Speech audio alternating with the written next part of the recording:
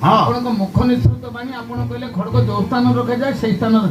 ଆରେ ସେଇ କଥା ମୁଁ ଭାବୁଛି ମୁଁ। ହଁ ତମେ ଖଡଗ ସଂରକ୍ଷଣ କର ପାଇଁ ମୁଁ ଖୋଜିଲି ଆପଣଙ୍କ ଖଡଗ ଆପଣଙ୍କ ପୃଷ୍ଠଭାଗରେ ଅଛି ସେଇଠି କାରଣ ମୁଁ ରଖିଦେଲି।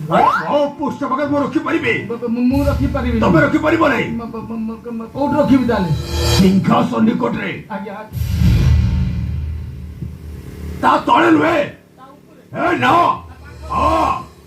ଖଡଗ ଏମିତି ହଁ ଆଜ୍ଞା ଆମେ କଣ ଦେଖିବା ଆଜିଠାରୁ ମୁଁ କଣ ହେଲି? ଆଜିଠାରୁ ଆପଣଙ୍କ ମଥୁରା ରାଜକଟକର ଜଣିକିଆ ରାଜା।